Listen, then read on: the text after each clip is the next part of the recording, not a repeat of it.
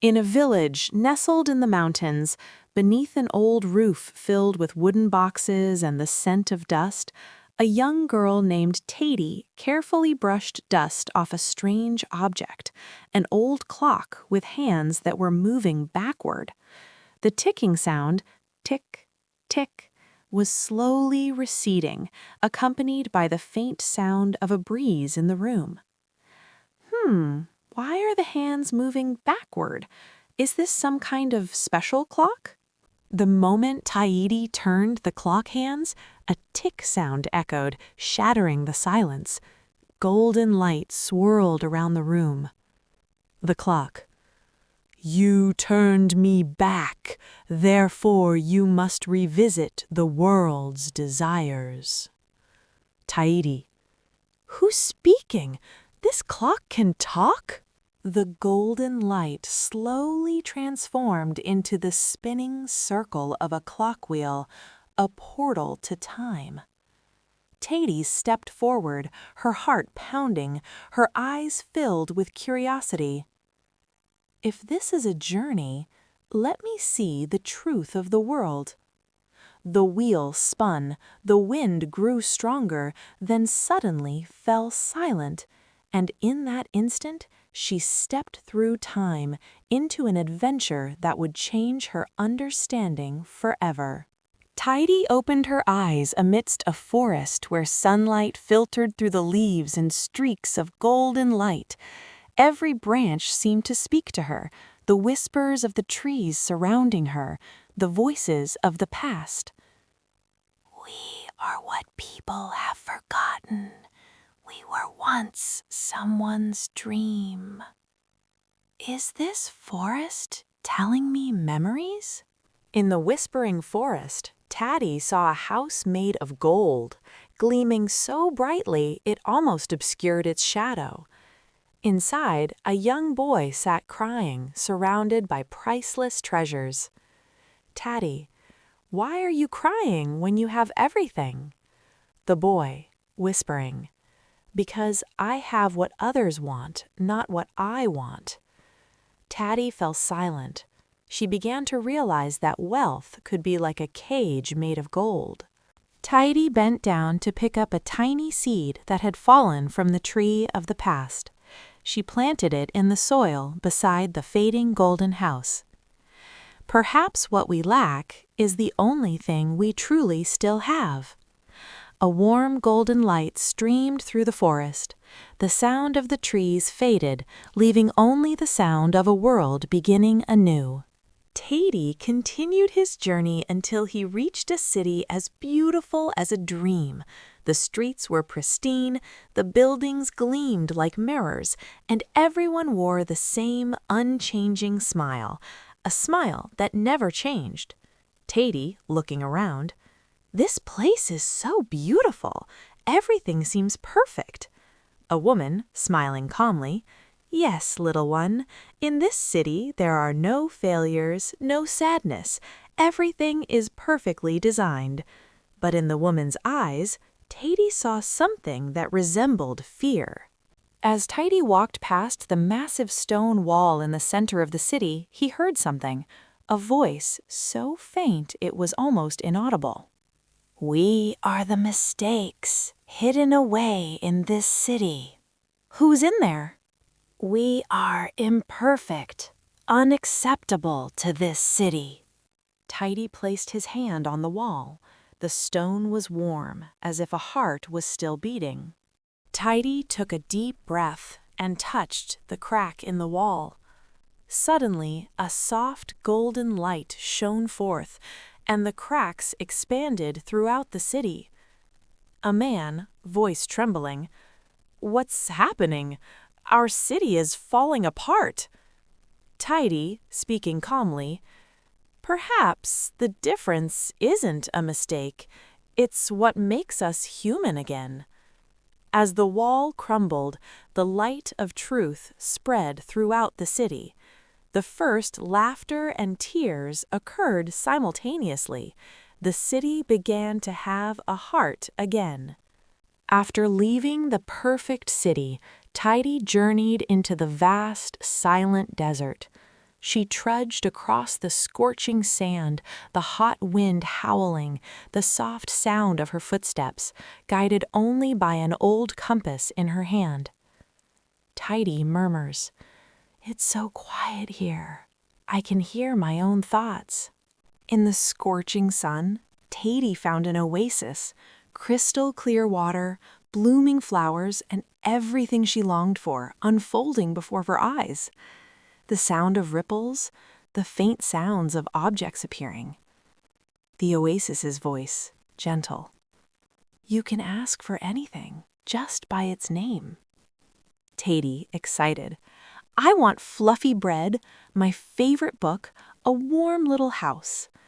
But each time she asked, the water in the oasis receded until the sand began to crack. Before long, the once beautiful oasis was reduced to a small puddle reflecting Taidy's own face. Taidy, voice trembling, "Everything I've gained, why has it made me lose even more?" The voice of the oasis, soft like a final breath, "Because desire is endless, it drinks our hearts before drinking the whole world." Taidy closed her eyes, letting the last drop of water fall through her hands, and the cool night breeze took its place. In the silence, she learned that having everything might mean having the fewest things left. As the sun set behind the sand dunes, the night wind blew, the faint ticking gradually fading. Taidy looked down at the old watch she carried with her. The hands stopped. The ticking ceased. Taidy, whispering, "Have you stopped?" The watch, faint, "I haven't stopped. You have just stopped time." The soft light from the watch filtered through her fingers, warming her heart until it slowed, as if blending with it. The light from the clock slowly transformed into a reflection. Within it were her at various ages, a laughing girl, a crying child, and a child standing silently in understanding. "Is this all of me?" The clock's voice, "Yes, every second you have passed is precious because it will never return." Taidy tears streamed down her cheeks. She knew then that time hasn't stopped, only she had stopped running away from it. When silence returned, Taidy sat gazing at the star-filled sky. The watch on her wrist stopped at a single moment, when she felt enough. The clock's voice, final whisper, "He who sees the fault in what he has received is freed from the time of desire." Taidy, a faint smile. "Then I don't need to follow the time anymore, do I?" She placed the watch on the sand. It shone as a star and rose into the sky. Time continued to move on, but she had stopped within her heart. As Taidy continued her journey, she arrived at a city shrouded in white. No laughter, no conversation. People passed by each other with empty smiles. Taidy, looking around. Everyone seems so peaceful, but as if vanished into a fog. An old man, softly. "We are all here, forgotten the past.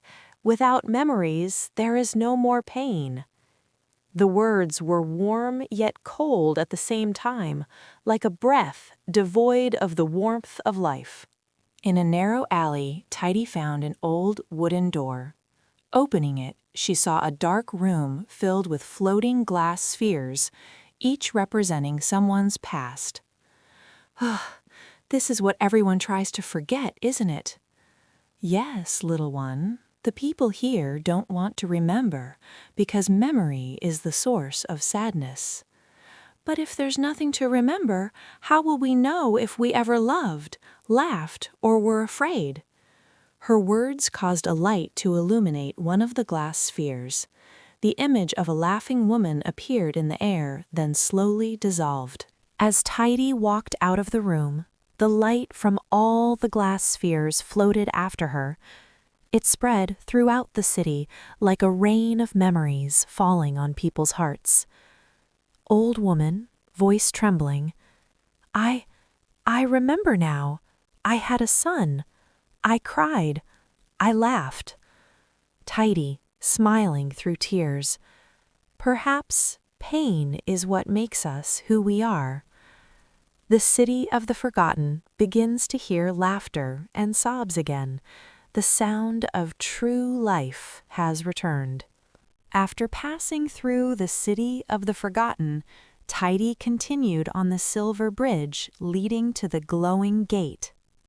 Whispers on the wind surrounded her, the sound of time, the sound of the past, and the sound of her heart.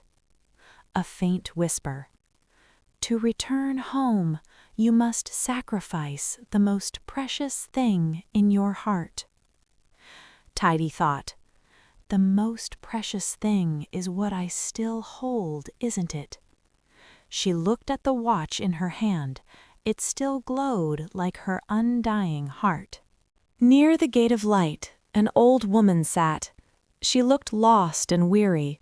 Her hands trembled, unable to hold the mirror. Taidy, kneeling. Grandma, are you lost? Old woman, smiling faintly. Yes, dear. I've been trying to find my way home, but the time in my heart has run out. Taidy looked at the watch in her hand again, and she knew that this was the most precious thing. Taidy speaking softly while offering the watch. Then let the time within this place take you home for me. Old woman, voice trembling. Little one, you are now free from time. As the old woman stepped through the doorway, the light expanded to encompass the sky. Her final smile became a star in the night sky. Taidy stood there, empty hands, but a heart full of light. Taidy smiles. Sometimes we have to lose to know that we never lacked anything. The door slowly opened again, this time not for her return, but for her to know that she never really left. A gentle breeze rustled through the wooden window pane. Taidy opened her eyes again, in the old attic she had left so long ago. The clock on the table was silent. The two hands stopped in the middle, as if time no longer needed to move. Taidy, whispering, I'm back, but it feels like I've gone further than I ever could. She gazed at the still clock and smiled faintly. In the silence, she heard something, not the ticking sound, but the sound of her heart. Whether time turns backward or forward, it doesn't matter. She placed her hand on her chest. If our hearts aren't attached to what we have or what we lack. In that moment, the sound of time in her heart moved straight, calmly and brightly. Taidy opened the door and stepped out into the morning-drenched meadow. In the sky, a clock-shaped cloud, with no hands. She looked up and smiled softly, as if to say, she understands now. Those who are free from the world are those who see the flaws in what they have and the danger in what they possess. The music faded, leaving only the sound of the wind and a final tick, not of time, but the sound of inner peace.